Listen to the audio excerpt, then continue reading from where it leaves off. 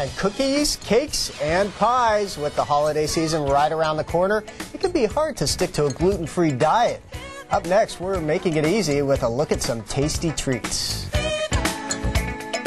Hey, welcome back. For millions of people with allergies to gluten, holiday parties can be filled with irresistible treats that they simply can't have. But today, a local chef is making it easier for those people to enjoy a gluten-free holiday season. Elizabeth Kaplan is the founder of Pure Pantry Gluten Free. Good morning. Thank you so much for being here. Very exciting for a lot of people, as I just mentioned, to have you here because it can be a very tough time when you have to avoid certain things because of, allergies to certain things. Let's talk about gluten-free. It's becoming a big thing now. A lot of people just doing it that don't even have allergies.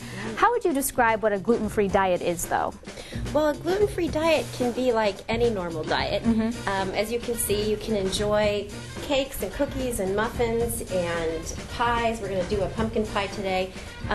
So it's not as challenging as people think. A lot of people really, at first, when they hear they have to go gluten-free, they get really worried. What am I going to do? How am I going to eat all the things I love? And it's really not that hard. Okay, well, that's good news then, yeah, right? Now, for people who, like I said, aren't familiar with gluten-free, what are the symptoms? Because some people could be allergic to gluten and not even know it. Right.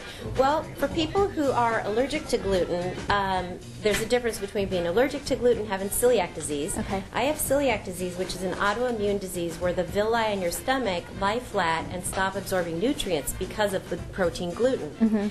And this can cause many reactions, swelling in the body, a lot of intestinal distress. A lot of people lose rapid weight loss. So it can be tough. It can be tough, and the long-term effects are not good for people with celiac disease. But also people with gluten allergies and dairy allergies, symptoms can be similar, or they can be more mild. Okay. But many people find out that their stuffy nose, what they thought was seasonal allergies, is often gluten or dairy. Interesting. Yes. Okay. Well, let's go ahead and get to this pumpkin pie that you've brought in to make. And let's start with kind of what the ingredients are that maybe make it different, and I can hold this for you so you can work.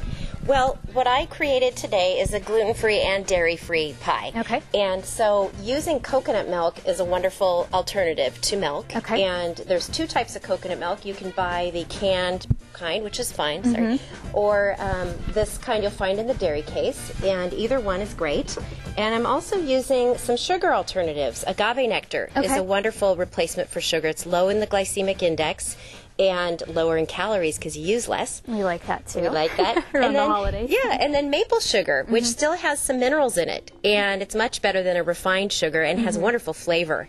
So in one bowl, I've already whisked together brown sugar, maple sugar, cornstarch, and pumpkin pie spice. You can probably smell that. I can smell it. It smells delicious. And in this bowl, we've got the pumpkin and the 1 can of pumpkin, 2 cups of coconut milk, the agave nectar, and the eggs.